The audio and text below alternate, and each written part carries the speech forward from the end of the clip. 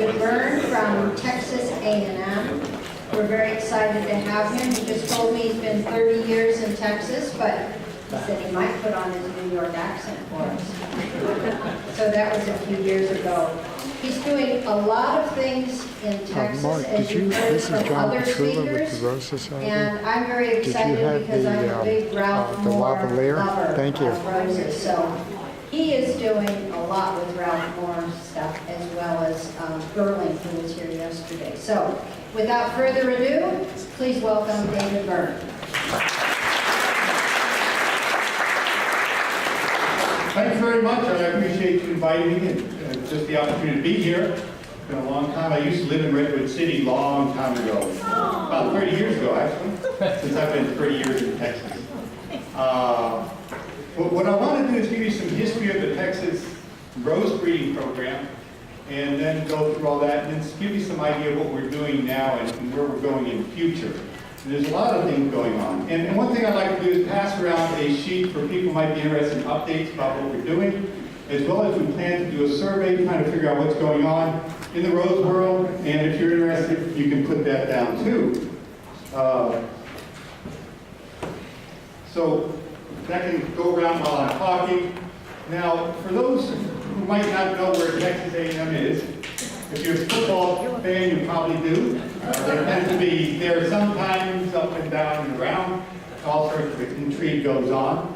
But there we are. We're at the star there. That's the picture of the horticultural building.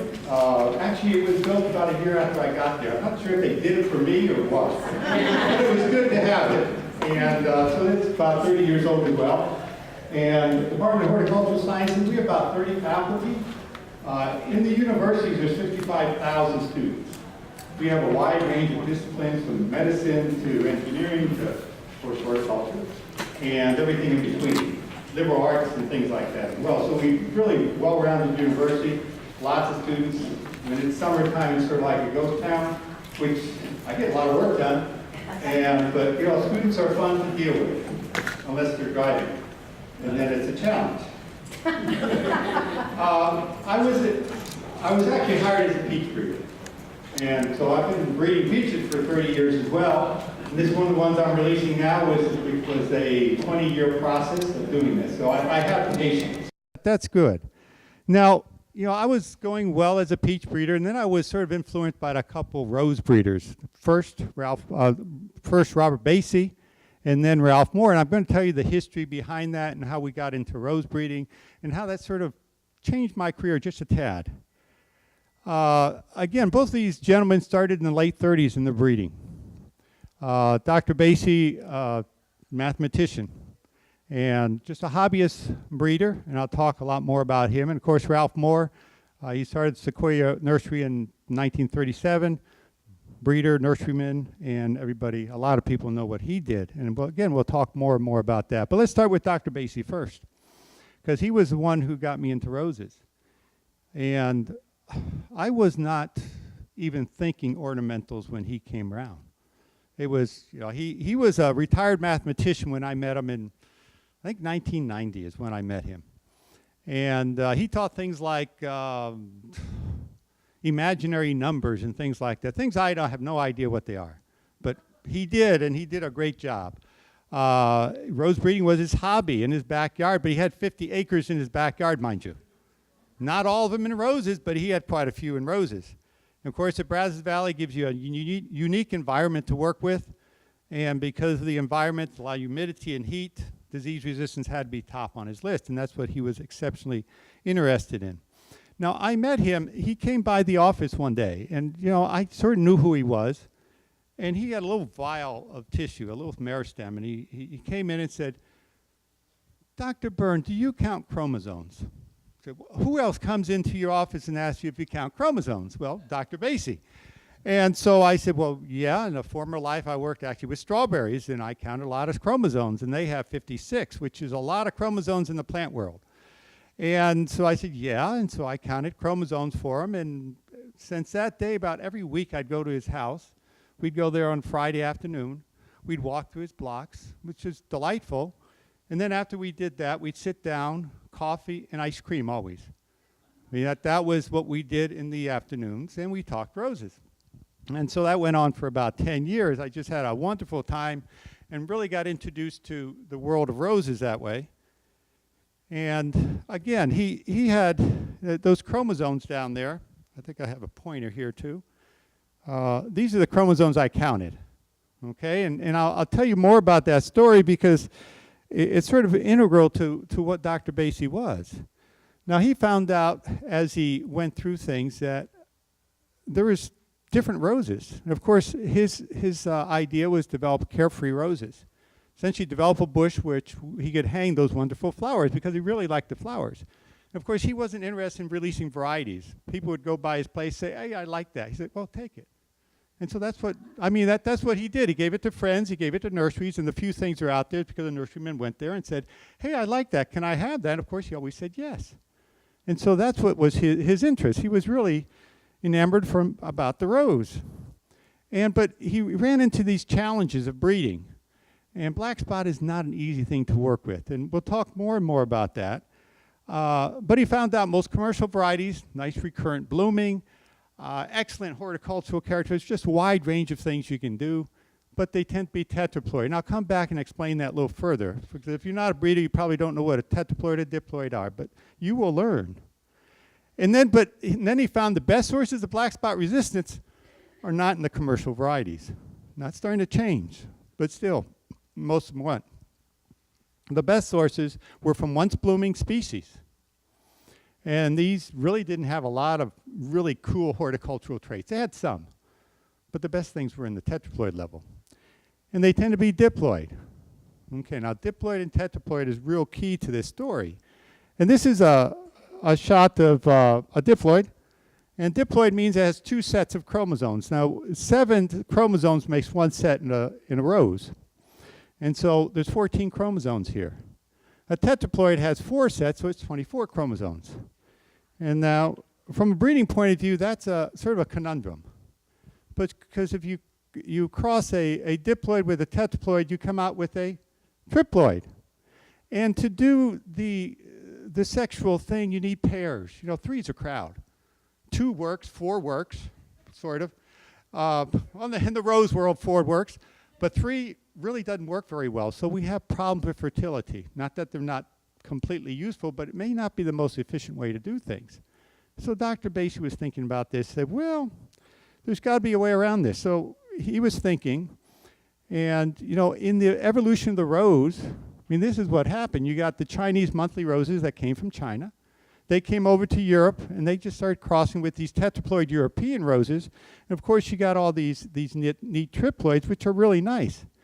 And through weird things that happen in the rose world, and there's a lot of interesting things that happen, of course, a few tetraploids came out. But that's not necessarily the best way to do things. But that's the way it happened in the past. And he said, well, maybe that's not the best way to do it, because triploids, a lot of them are fairly sterile. They don't have any gametes, and they just can't produce any progeny. And so what he said, well, I'm going to create amphidiploids. Now that's a big word just to say what he's done is he's crossed 2 different species to get a diploid that's, now if you look at the various species, some are closely related. You can cross them and get very fertile progeny. There's some you can cross and get sterile progeny. Well, he said, well, I'm going to take that sterile progeny, I'm going to double the chromosomes, and lo and behold, I get fertility back. And I'm on the tetraploid level, so I can start crossing with tetraploids. And so that's what Dr. Basie did. He did a lot of things like this. So he was a bit of a thinker, well, more than a bit of a thinker. He was quite a thinker, and it was really fascinating working with him. So, I mean, a lot of stuff he did was like that. So he doubled the chromosome number once he got that diploid that was sterile, and you can do this with various chemicals, and just pop it up to the tetraploid level. Really cool trick. So this is some of the dances the breeders do. And so with all this work, he did release some things. Well, release things. He gave them away, and they were propagated. I guess that's how he propagated or released things. Basie's purple, which is the one down here. Very prickly. It's a Foliolosa by Rugosa cross, and it has most of the thorns of Rugosa. Belinda's Dream, which is one of the earth kind roses now. Basie's Blueberry and Basie Legacy, which are completely thornless, which I prefer, because I get all scratched up when I go through my roses. I prefer the thornless ones. The thornlessness from some American species, Rosa virginiana and Carolina. So he did a lot of interspecific type work. And then Basie's Myrrh Scented. And so those are the ones that are in commerce. Now his overall goal was to develop disease-resistant rose varieties and materials other people could use. And so that's what we continued with as we developed this program, and I worked with a colleague in East Texas. And let me see one more, and you'll find out where that is, right there. Of course, that's a more humid area. As you go further east in Texas, you actually get into a very humid area. The Texas you see on films is in West Texas, nice and dry. We're not there. We're in the humid area. So we get black spot. And I love seeing black spot in gardens because then I know what things are susceptible and which are resistant. I know a lot of my gardening friends just hate me because I go there and say, hey, there's some black spot. It's good garden. No, they don't like that. Anyway, so I worked with him, and we looked at a lot of different varieties. And, of course, you see a lot of differences in these varieties. And I had a lot of cooperation with nurseries who gave me things to start looking at. And you can see the list of nurseries I worked with: Antique Rose Emporium, Chambleys, Weeks, Bailey's, and Bear Creek. And you can see a wide range of differences here. And I just want to point out one. Of course, I always point out the worst ones, you know. I mean, this one's good. I'll talk about that later. But this one is a very fragrant. It's Fragrant Cloud after 2 years in Texas. It wasn't very happy. So we do get a little stress. A lot of black spot, a lot of heat, a lot of things that, you know, roses really don't like. And so we looked at a lot of things, and we found out real quick that, and this is stuff that Dr. Basie already knew, Floribundas and hybrid teas don't really have a lot of resistance. You start picking up some resistance in shrub roses and Rugosa Hybrids, and of course a lot of species. Not all the species, but you're getting the best source of resistance out of the species. But now you're seeing it's slowly being incorporated into the commercial roses as well. And so, of course, we did some breeding, and we see our breeding blocks like this. You know, you see this nice flower and no leaves, and lousy flower and great leaves. Always, never goes together. Well, eventually it does, but you know, most of the time it doesn't. So trying to combine all these traits is a really challenge. It's not easy. You can't do one cross and say, aha! Now, as the other speaker said yesterday in England, they're doing 200,000 seedlings a year to get what they get. It takes a lot of time and effort to be a breeder, but it's a lot of fun too, so I'm not complaining. But in this work, we came out with a few things that we're using in breeding. We haven't released any of these things, but we have some with just a few prickles, very floriferous, very healthy, nice semi-double to double flower. Does well in Texas. We get this one in particular. Again, look at this picture. That's a fragrant parent. That's a fragrant cloud. This is a progeny. Okay, same time after 2 years. Now, it has these flowers that are extremely fragrant. So it carried over the fragrance. And it carried some of the disease resistance from the Basie parent. Unfortunately, you see how many flowers are here. There's only a sprinkling of flowers. So it's not quite there, but there's some hope. I truly believe it's possible to put good fragrance into a disease-resistant rose. It's going to take some work, but it's possible. And then, of course, we got things like compact, floriferous, lots of flowers, and no prickles. And I love no prickles. That's one thing I love, because I've bled so much in the rose fields. It's just amazing. Every time I come back, my wife said, "What did you do?" So. Now, of course, I ripped my pants, which doesn't excite her either. But then let's shift to Ralph Moore, because he's the other guy that really influenced this, and this was a little later. Of course, he started his nursery in 1937. We all know, well, most of us probably know Ralph Moore. Some of you have roses of Ralph Moore named after you. And, of course, he's gotten various awards throughout his long career. And when he came to me, October 2007, now I met Ralph in, when was it? It was 1990 or 91. After I started working with roses, I said, well, I better meet some of these rose breeders because I don't know what I'm doing yet. And maybe they do. Well, you know, and it was good. So I called the nursery and said, well, could I come and visit? And he said, oh, sure, come on. And I got there, and it was like I was his son. He just took me everywhere. It was this wonderland of roses that I'd never seen, and all the different characteristics he had in his breeding stock. We'd go through his breeding plots. We went through how to do crosses. We'd go along. He said, hey, you should use this, and he'd give me a cutting. And, you know, I'm there, oh, my goodness, what do I do with this now? You know, so it was just, it was an amazing experience to go through his nursery and talk to him. And over the years, I talked to him various times, and it was just wonderful. But his interest was education, of course, research, and sustainable roses. I mean, he wanted them out there. He wanted them good. And so in 2008, he gave a gift to the university. And so what he did was give all the more varieties and any of the IP rights that were still valid, because a lot of them had run out, and a lot of his breeding material. So I got a lot of unreleased selections, about 500 that I'm still sorting through, because it takes a long time to sort through that many in detail. And of course, trade secrets and a lead donation of $100,000 to start getting things going. But with the thought that we'd continue fundraising to increase the endowment to support this program. And so we initiated evaluation and breeding program. And there's also a rose sculpture, and this is a rose sculpture. This was created by his son, Keith, and it's in the horticulture building. It's all metal, so I don't have to water it, don't have to prune it. Don't think I could prune it, actually. And it's just lovely. And it's sort of a focal point where people go and have pictures taken now. Nope, no black spot either. It's a wonderful orchard, a wonderful sculpture.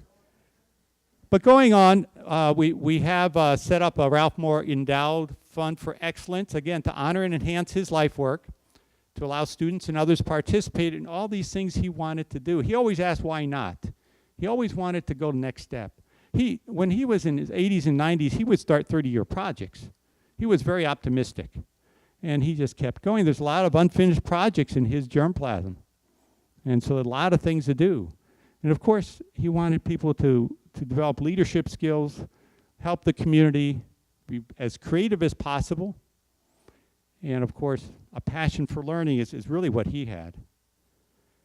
And so his vision was to start the Center of Excellence for Rose and Ornamental Breeding, and he didn't want to always restrict it to rose. He wanted to have the option to go into other ornamentals, because you learn from different crops and apply it back to your original crop, which is good. I mean, that's what I've done working with rose and peach. I keep learning from each other, and it helps me in each of my breeding programs. And so we're developing the education and research side of it. And of course, I have undergraduates working with me. I have 4 or 5 graduate students that work with me on various projects. We've had visiting scientists from China and Iran and various other places. We do internships. We're thinking of starting some short courses with time. But probably the best thing of this gift for me was I had a lot more time with Ralph, because he wanted to tell me everything.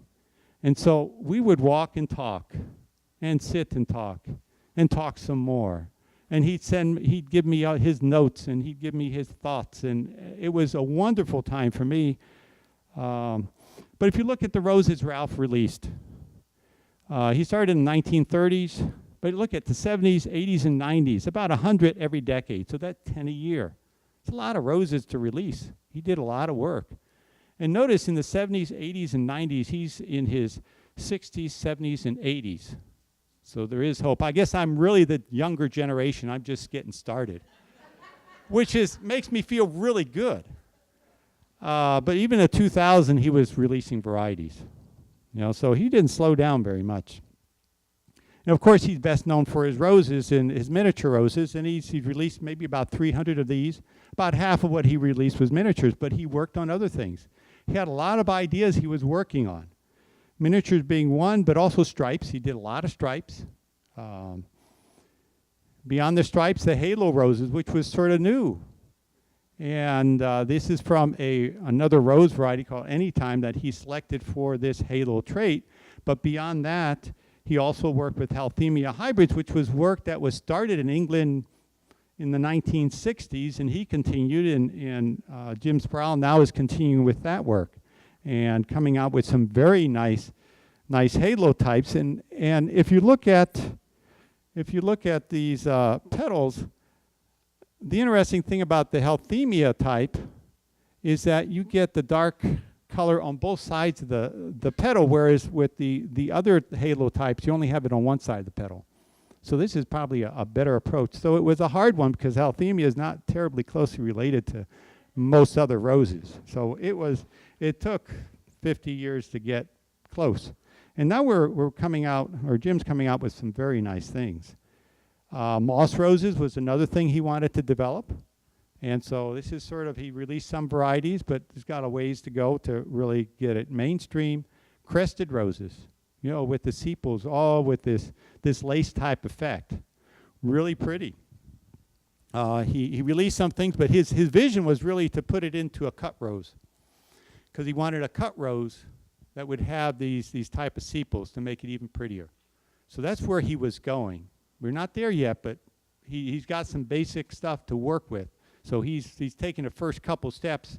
We just have to take it 3-4 more steps, and then we'll get there. That's how breeding goes. You do in steps. You never get it done like that, but it's always exciting. And then he started introducing other species with Brachyata, starting with Muriel and crossing that with various things. And hopefully to get some disease resistance in some of these backgrounds. Rugosa Hybrids, of course, Linda Campbell being the most popular one, but various others he's released. So a lot of things he worked with, not just miniatures. He was quite a explorer. Now, one thing to note that these two worked with a lot of different species. They didn't work with one species. And of course, if you look at roses, it's a combination of species anyways. And we'll talk a little more about that too. But you can see they've worked with a lot of different species. Of course, they both, with Hulthemia, Rutscheriana, Brachyata, Roxburghii, Suliana, you can go through the list. A lot of different things that they worked with. Some of it for disease resistance, some of it for unique horticultural traits. But those are long-term projects when you start incorporating species into your breeding. But that didn't scare him. And so when he gave this collection to A&M, we had to do inventory. And I tell you, that was quite a job. So in March and April of 2008, I went there, and of course, we had a lot of help from Burling and Carolyn, which were the long-term employees with Ralph and its nursery, and they were just wonderful people. Without them, we couldn't have got half of this done. And of course, the other essential component here is Natalie, who is my right-hand, I guess, woman, not right-hand man, right? She really gets things done. And without her, I couldn't do half of what I do, because I'm here and she's back home, you know? And she's really dedicated to this work. She's been really inspired by Ralph. And so they spent hours and days cataloging what was in that nursery. And there was thousands and thousands and thousands of plants. It was a lot of things. And so these are some of the things. We would catalog them, take some basic information, take pictures, and try to make sure that later down the road we could say, whoops, that's a mix-up. So we knew what it looked like in Sequoia, and it's not looking the same, so it's got to be wrong.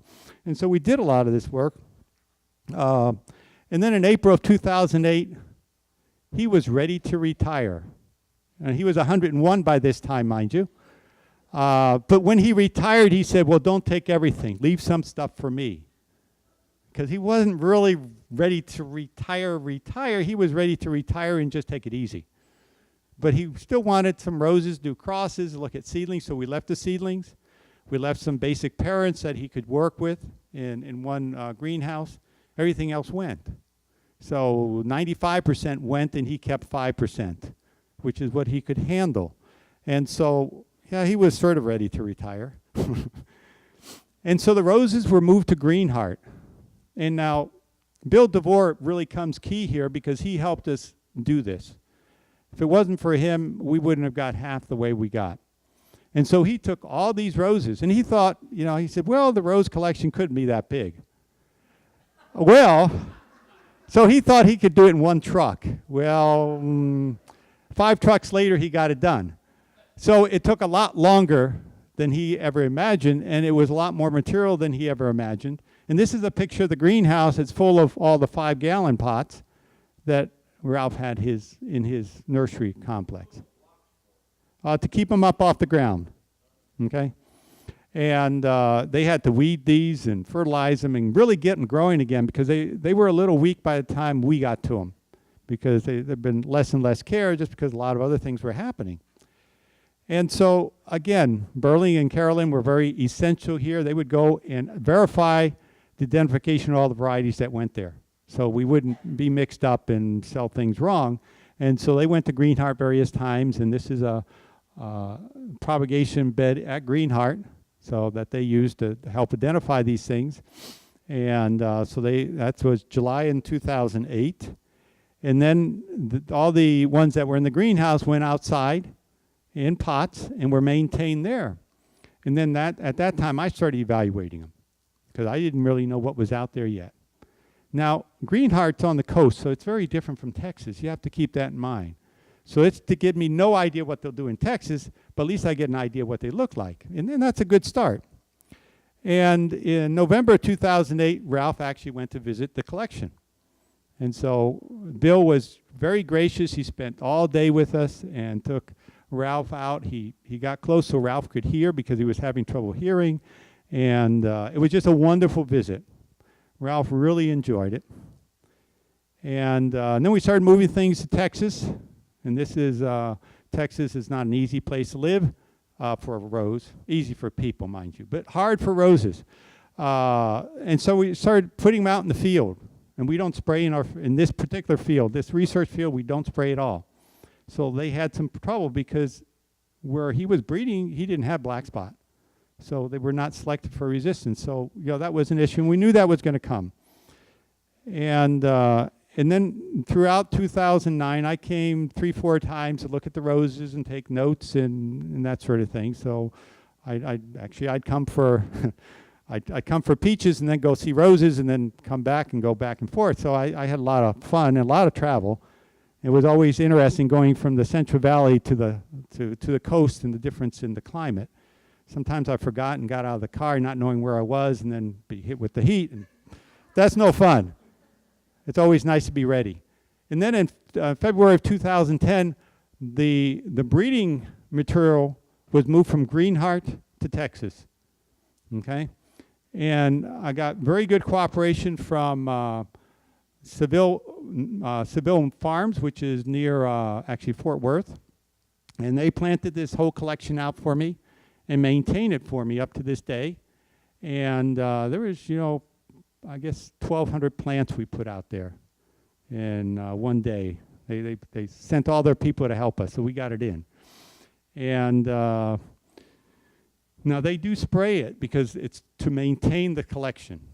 Okay, and we evaluate it as well, but they do have to spray this to keep the black spot off of it. But we can evaluate for heat tolerance very nicely. So I don't have to worry about the black spot.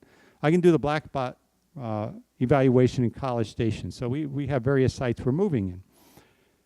And so in 2010 of August, Seville Farms, we had have this, went to the evaluation. And again, you can see here, what makes this program go is that the students I work with, and we went and evaluated all these things for the first time, actually, in this case.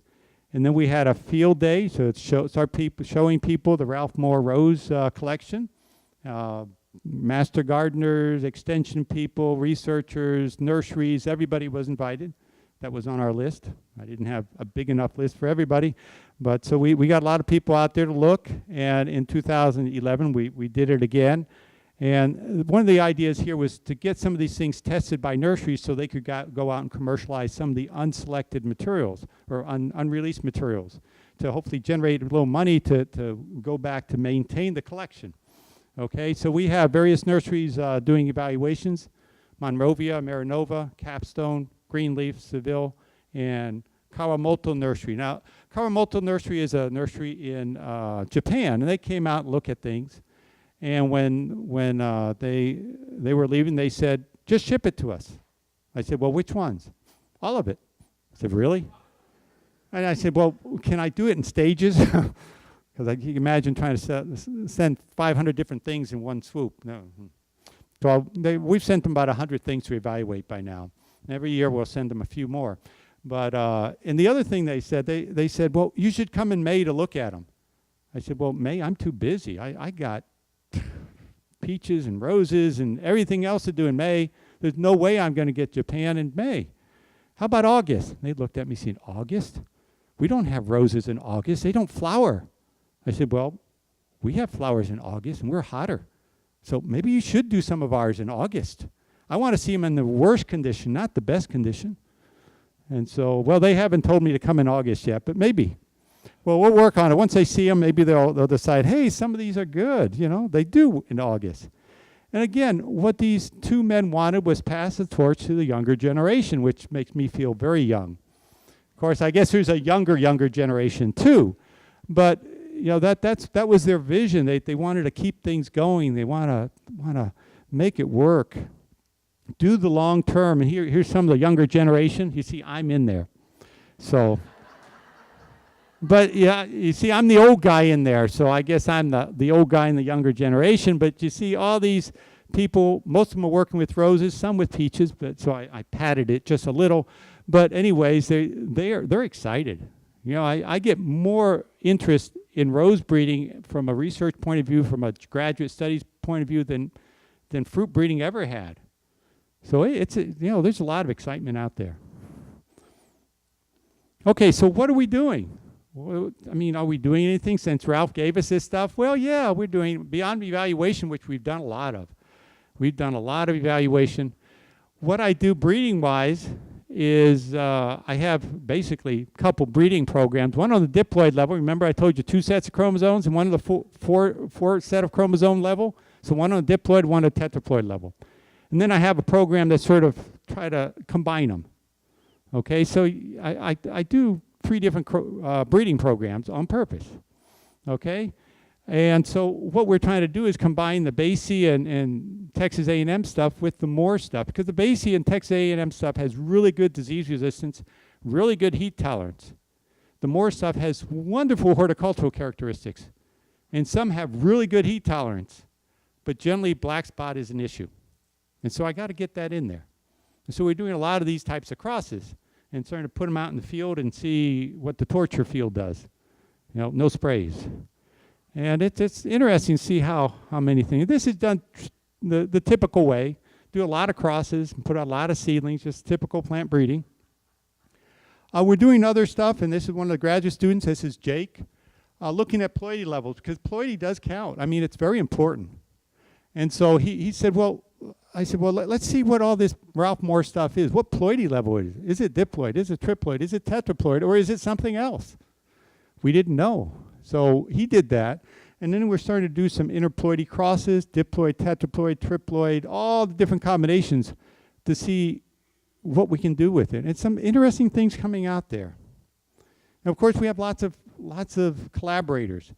The good part about a university is that you have so many experts, you can always get help. And it's such a big university. And so here we have George and Dave. They're specialists in cytogenetics and chromosomes. And so we go to their lab and say, hey, help us. And no problem. They're more than happy to help. And so if you look at the ploid levels, again, the diploid and the tetraploid, if you look at the Moore collection, 14% are diploid, 78% are tetraploid, and there's some triploids. Okay, so he had done diploid, tetraploid crosses. Now, my interest, and one of the things we're looking at is, can we use some of these triploids for specific reasons? Now, again, it's not as efficient as making a diploid by diploid cross or with respect to number of seeds and seedlings you get out. But some do have some fertility, and it varies. And so when you look at triploid pollen, and we've looked at the seedlings now too, you get a couple things. And this is kind of interesting because for the most part you see a bunch of dead pollen. That's expected. Because you have 3 sets of things that don't pair, and so they never go to the right places. And so your gametes are all mixed up. But you do get things that have 1 set of chromosomes, some that have 2 sets of chromosomes, and some that have 3 sets of chromosomes. So you get some interesting stuff out of it. And imagine you're starting with the triploid. Let's say you made a diploid by tetraploid cross. You get this nice little triploid. And you say, well, I really want those tetraploid traits at a diploid level. Well, you make this cross and you get a 1 set of chromosomes with hopefully a few tetraploid traits in there, and you get it into a diploid level by crossing onto a diploid. That's something I hadn't considered before. And so we're beginning to look at those seedlings and see which traits are actually pushed over and whether there are any tetraploid traits or if it's all diploid. But, you know, some interesting things come out of these explorations. We're also working on heat tolerance, consistency of blooming.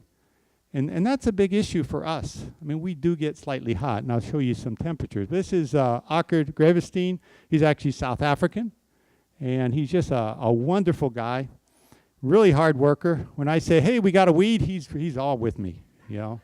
And that's essential. We have weeding parties, you see. All the graduate students, myself, we go and start weeding. That's when I get bleeding. But, you know, got to do it. Anyways, but we have a lot of collaborators. And that's a good part about a system like we have in College Station. Dr. Starman, Dr. Pemberton in Overton, which is East Texas, really hot and humid. And Genwa Nu, Dr. Nu in El Paso, which is dry. So we get heat under all conditions, hot to humid to dry. And this is what happens in heat. And this is actually the variety knockout, which is really pretty heat tolerant, but not completely. This is under normal conditions. This is a control. This is a growth chamber experiment. So 75 degrees is a high and 63 is a low for night. And then this is a heat treatment, 96, 82. And we picked that out by looking at Texas temperatures, actually. So it wasn't, you know, it might be a little warm at night. But anyways, it's close. But you can see the difference in flower size and color. And I was looking at some of the flowers out here at the show, and I noticed the green rose, which looks a lot greener than we ever see our green rose. It's a heat issue. So our colors are not quite as vibrant. Of course, flower size, this is Belinda's Dream, again, with a heat shock. This is a heat treatment of 3 hours at the right time. It can make that much a difference. Okay, what else you can do is called flower abortion, so you get less flowers. So all these things can happen with this heat stuff. Now, yeah, Texas is hot. You can see here, this was in last year. You know, we won the hot. We were the hottest in the nation. It was actually extremely hot, which was great for me to evaluate roses, but everyone else hated it. So, you know, it's a silver lining, I guess. If you look at the temperature, and another thing to note, we evaluate in May, in August, of course, at the worst time, right? And then in October. And normally we get a freeze maybe mid-November, so we go on for a long time. But here, you can see it was over 100 degrees, the mean maximum temperature, and the mean minimum was about 80. So yeah, it's kind of warm. So every day was higher than 100. And most of them were actually that little dot is actually at 104 for the mean maximum for August. And we evaluated these roses, and some looked great. It was funny because I went to Seville Farms, and they were real worried because some things didn't look very good in August. I said, oh, that's okay. I expected that. They said, really?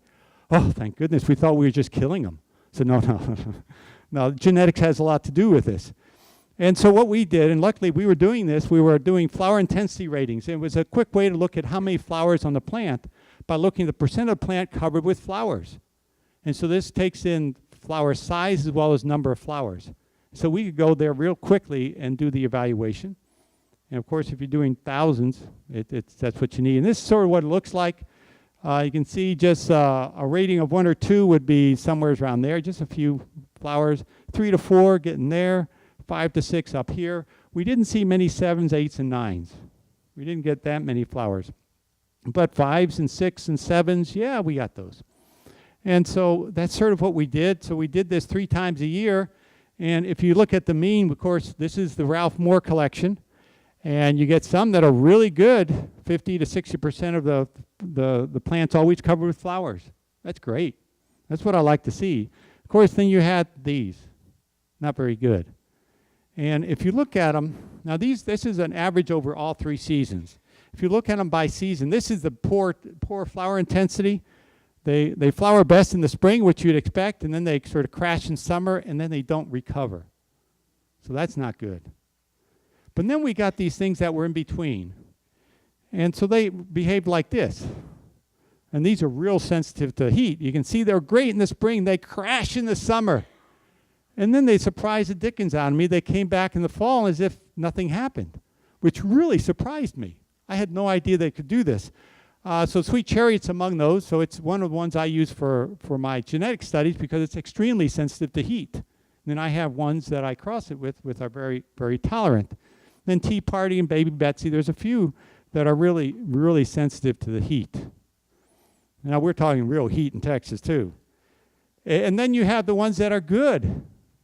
And they go up and down, but 50, 60% of their plants covered with flowers. You know, Nurse Donna, Roby, Magic, Ruby, Splish Splash, and there's others. I just picked out a few so you could see some names. But yeah, there's hope. You know, there are some good resistant ones out there. And so these are where we're going with our breeding to try to get these traits, because some of these are very nice roses, of course. The Ralph Moore roses, they're great roses, but, you know, susceptible to disease. Beyond that, they're great. But I'm going to put that disease resistance in there too. Okay, well, let's go on. Disease resistance. Just thought I better talk about that too, because that's essential here. And this is a young lady, and actually there was a young man who worked on it. I didn't have his picture to put up there, but black spot is going to be our major one problem, and that's what Dr. Basie saw, and he was right, and it still is. And there's been a lot of work done here and in Europe about black spot resistance, and been really learning a lot, and there's a lot of people working on this project. And so I'm reaching across the puddle to Germany and various places as well. So we're working on this. And of course, we've done rose evaluations, and I saw this slide before. But I want to go through one detail here that's important. I'm not going through a lot of details, but here it's important. There's 2 types of resistance that we have to deal with. I wish it wasn't complicated. But the fungus is a complicated critter. And of course, the rose is too. So you got 2 complex critters coming together. And here we have 2 different resistance genes. We have RDR1 and RDR3. So they're dominant genes that give resistance. Okay, but you have different races too. You have race 3 of the pathogen and race 8. And now what they find out is that not all fungus are created equal. Believe it or not, there's actually differences among fungus, just like there's differences among us. Sometimes we like to eat something, sometimes we don't. The same thing there. Sometimes they like to eat a particular cultivar, sometimes they don't. And it has to do with their genetics. And so you look at knockout, and this is a picture from Dave Slezak and the Minnesota group, the work they did. Just such a nice picture, I had to show it. But here's knockout. If you look at resistance to race 3, it's resistant to race 8 as well. It has RDR1 and RDR3, so it has both resistance genes. If you look at blushing knockout, it only has RDR1. And so if you give it race 3, it looks just as good as knockout. But if race 8 is there, it's going to have disease. So it gets complicated. And then you get sunny knockout. Again, it has RDR3, but not RDR1. So again, depending on the particular race of pathogen, will depend on whether you see any disease. So there's a pathogen cultivar dance going on here that we have to deal with. Now the other thing is what I call partial resistance, or some people call it horizontal. There's a lot of different names and a lot of literature on this type of stuff. But what this does is resistance genes that limit the growth of the fungus, whereas the other one stopped the fungus from growing. It got there and went, can't do it. This one says, I can do it. And it starts growing. And it forms the fruiting structures. But the genes will limit how many spores it produces. And it can be very high, so it can be to the point where it can produce fruiting structures but no spores, or fruiting structures in, let's say, 100 spores, or 1,000 or 10,000. Depending on the level of resistance. And so that's what we call partial resistance. It can be very good, And the good part about this, it seems to be pretty uniform over all races of pathogen. So it's more stable in that sense. So that's good. So we have those two systems that are on top of each other that we're dealing with. And so we have to do detailed work to figure out what we're dealing with. It can't just do, well, you can do just field resistance and field screening, but it's better to be a little more detailed so you actually know what you're doing. And of course, molecular markers, a breeder at a university cannot get away from molecular markers these days. They're ingrained in all our sensibilities and everything. And they're very useful, beyond being very interesting. And you can do there's a couple things we do here. One is to ask questions, like, what is a rose? And of course you say, well, everyone knows what a rose is. Well, I'd like to go into details, you see. And so it's a complex plant. A lot of species mixed up in here, and to understand how it works from a breeding point of view, from a genetic point of view, is extremely important. And so I've had a lot of people work on this. And of course we know the rose was domesticated in two places, from China, and then it went to Europe, and then all Dickens broke out because all of a sudden you had ever blooming where they only had once blooming. And so that was exciting. So I had a student, this is Valerie, who looked at the origin of the China roses. And she did a bunch of microsatellites, which is a molecular marker, and she looked at some sequencing of chloroplasts, all sorts of neat stuff. Really cool stuff she does. And she came out with this dendrogram, which I don't expect you to look at all the details. Memorize this and I'll test you. No, just note that you have all your China roses here, and then your tea roses here. So they separate very distinctly. So these are not made up categories. They're actually real categories, genetically as well. And then you have your noisettes and bourbons and multiflora polyanthas, and then various species here. And by looking at this, we can sort of get an idea of how these things are made. And it helps us with, making breeding strategies and things like that. And so it's really exciting. Of course, she found various sets of sports, too. Sports being one gene mutations. And this is the Old Blush group. And you have Old Blush and climbing and roulettii and of course your green rose. They're all sports of one variety, which has been here since 1752 or somewhere around there. It's been here a long time. And it's still propagated commercially. You look at these, there's some pictures of the sports, so they're very different. Again, one gene difference can make a big difference in what you see. And so you imagine a breeder working with thousands of genes. It's a challenge. Okay, now you can also map things. And this is just making a map of where things are on those chromosomes. And it's really neat stuff, really fascinating. And we have both diploid and tetraploid maps working with people across the world, so we work with a lot of people on this. I'm not a molecular jockey. I have to work with the molecular guys. And I say, do this for me, and they go, okay. And then I try to figure out what it means. And this is a map we put together. Now, you don't have to memorize this either. I just want to point out a few things, if I can find them. Here's the gene for prickles on chromosome 3. And then you go down here. This is a gene for ever blooming. And go down here, you find someplace. I've lost it. Oh, here's the gene for single and double. All on the same chromosome, which is kind of cool. And so, I mean, this is a good place to start, but this is not the end product either. I'm not terribly interested in maps. I mean, they're okay. But what I'm interested in is finding a little snippet of DNA that will tell me whether it's going to be single or double, or whether it's going to be resistant to black spot or not. That's what really interests me. So I can look at parents and say, it has these genes. And then look at another parent and say, it has these different genes. Let me combine those and get what I want. Because really, truthfully, a breeder has a lot of black boxes they're guessing at and trying to figure out what will combine, and they have to do a lot of crosses. The more you know about your parents, the better you can design your crosses. So that's what this is really all about. And so it's really to facilitate selection of whether it's seedlings or parents. And designing your strategy, of course, we want markers for adaptation traits like black spot, heat tolerance. You can go to powdery mildew, downy mildew, rust. There's a lot of things you can work on. Of course, floral and plant traits, we're working on those as well, looking at flower type and color, fragrance, flower yield. I mean, if I get a plant that only has, a few flowers, even though the flowers may be gorgeous, it's not probably going to work. I need to get more flowers, so I have to understand how to increase what I would call yield on that rose plant. I mean, in peaches, we talk about yield, we talk about yield, but ornamentals, we also talk about yield as well. It's the yield of flowers.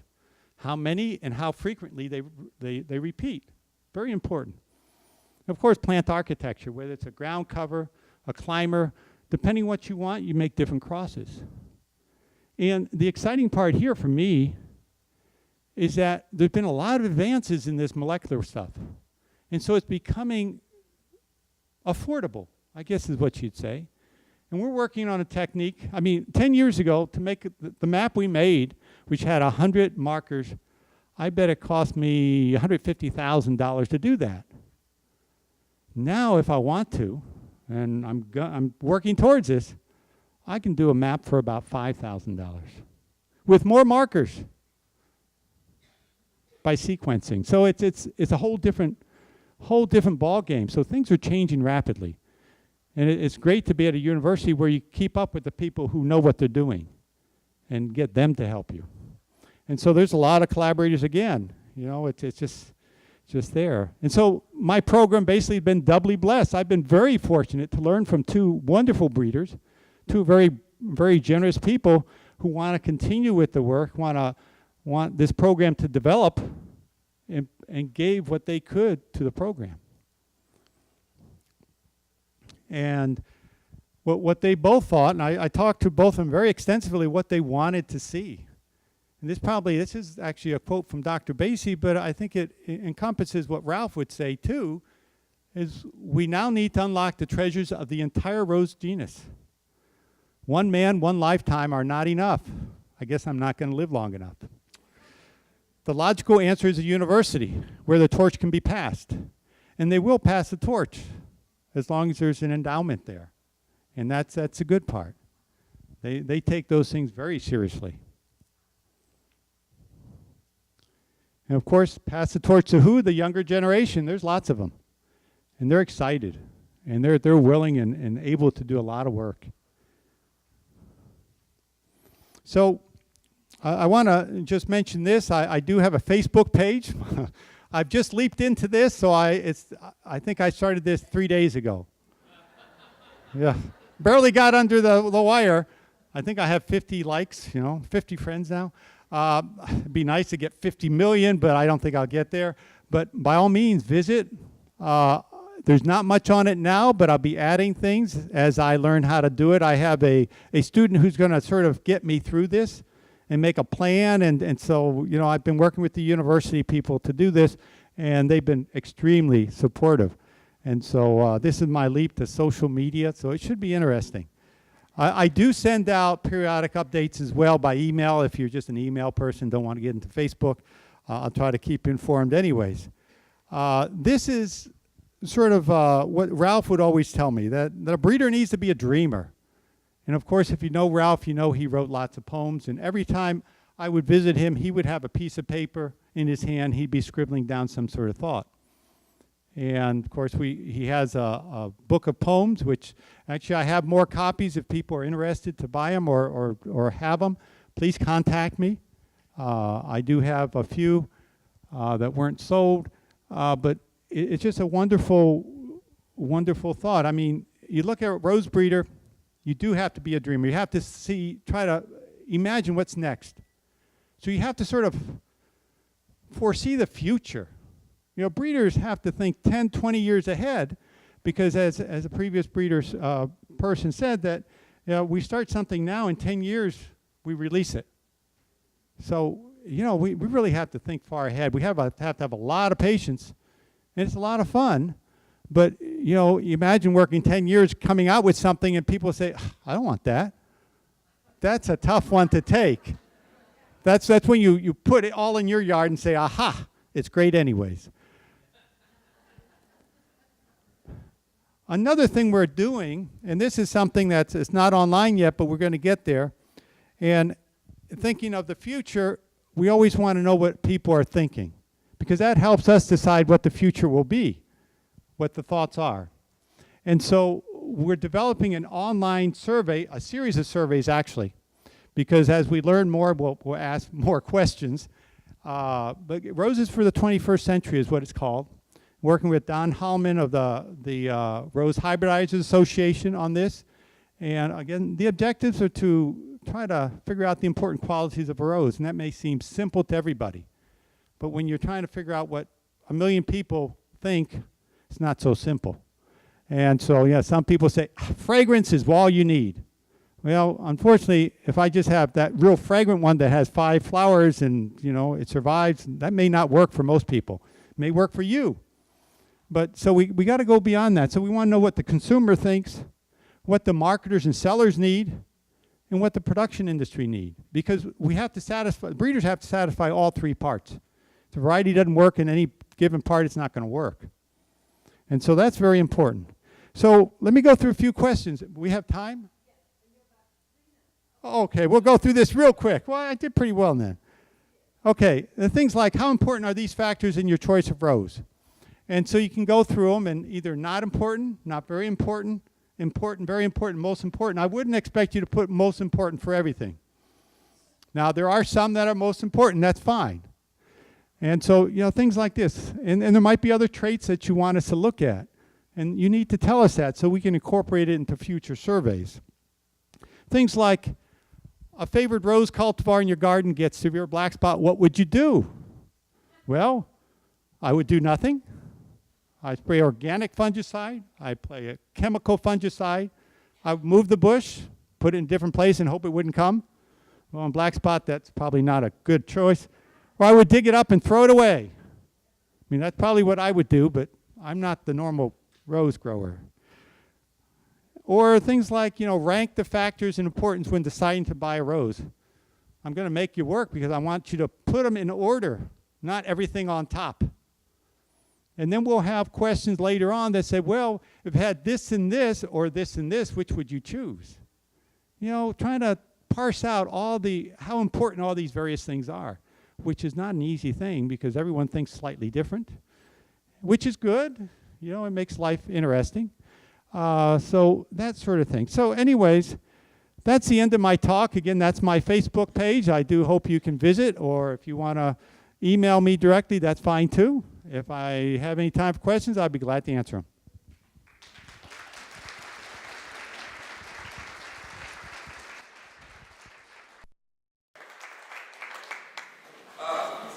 Regarding heat tolerance, have you looked at any of the old hybrid teas that were developed in Southern California in the 40s and 50s and 60s, early 60s? Okay, the question is, with respect to heat tolerance, whether we looked at the old hybrid tea developed in Southern California.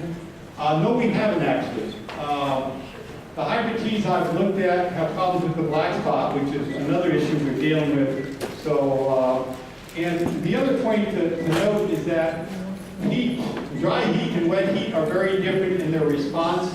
And so that may or may not be, they may or may not be heat resistant, but it'd be something interesting to check out. Yeah, are you looking for disease resistance in regards to rust? And if not, do you know of anyone who is looking at disease resistance for rust? Okay. Am I looking for disease resistance with respect to rust? Unfortunately, in Texas, we don't get rust. Or fortunately, I don't know. From a breeding point of view, unfortunately. From a grower point of view, very fortunately. But it's something that does need to be looked at, but it'd be more of a coastal California issue, right? And so what we need to do, and I've talked to other breeders, that we sort of have to get some good sites to evaluate some of our germplasm for rust resistance. And for powdery mildew and various of the other anthracnose and things like that. And some of the questions we will have are trying to figure out how important each one is in different areas. So those are some things we're trying to address. Yes, sir? When you're breeding, let's say you have one plant that is disease resistant and the other one is not. And we found that by having the disease resistant as being the mother or the father passes on the disease resistance. As far as I can see, it doesn't make any difference whether it's the mother or father. when it makes a difference, it means that you're passing it on in your chloroplast or what have you. And as far as we can see, it's nuclear, and so it will pass equally well through the pollen pores of the egg. Yeah. Any other questions? Yes, back there. Yes, you. Have you thought of using any of your breeding techniques, extending it beyond the flowers to leaves, for leaf color, leaf shape, and to fruit, for fruit sizes and fruit color? Well, when we evaluate, one of the things I do look at is the foliage and how it looks. When I go through, I look at the plant first a lot of times. And then I look at the flowers, because if the plant doesn't look good, I'm not interested. I mean, sometimes we have these horrible plants and these gorgeous flowers, it just kills me. But, you know, from a breeder point of view, I have to throw them away. But yeah, no, I do look at the leaf color, new as well as old, as well as the glossiness of the leaves and the color, and just how they're arranged to give a nice full bush type appearance. So it looks good. Yes, ma'am. Do you look at the stability of the plant and how much it might throw spores? I haven't done that yet. I always keep an eye on things like that, but I haven't seen anything, haven't looked at anything long enough to see it spored out. Yes, ma'am. Are we going to get our blue rose from Texas A&M? Well, you know how they developed the blue rose in Japan, right? They use transformation technology. We don't use transformation technology. And unfortunately, the gene for blue is not in rose. We can get purple. You know, it's pretty close, right? And some people say even the Japanese blue rose is not terribly blue. But no, probably not, I hate to say. I'll give you good yellows and oranges and pinks and reds, but blue, well, maybe if some sport comes up and it turns out blue, I'll work with it. And you're specifically not doing any burnt oranges, right? I'm not specifically not doing them. I'm not specifically doing them either. How about that? Is that good enough? Yes, sir, right there. What's your goals from the standpoint of commercialization? How long do you think it's going to take you to get there? How long? Oh, geez. Well, hopefully within a couple years, some of the route 4 selections will be released and commercialized. Okay, that I think is on its way. And in a couple of years, there'll be not a lot of them, maybe 3 or 4 that'll be out there. Okay. With respect to my material, we're beginning to develop it now. So what did I say, about 10 years for commercialization? You don't get out there and start selecting. I'll probably get it out in trials, and by next year I'll have some out in trials. But commercialize, it takes a little longer than that. Because really, you know, to make sure, you need to look at several sites over at least 3 years. And so it takes time, because we don't want to make a mistake. And even that, we probably will make mistakes. So we'll try to avoid it. Any other questions? Yes, sir. Wait. Oh, I just want to say something. You know, we need to move on because Ping Lim, another hybridizer, is following. You have about a 10-minute break. And then this afternoon, we're having a panel of hybridizers. So you've got a lot of places to ask your questions, and I think we should move on. And David will be available on time.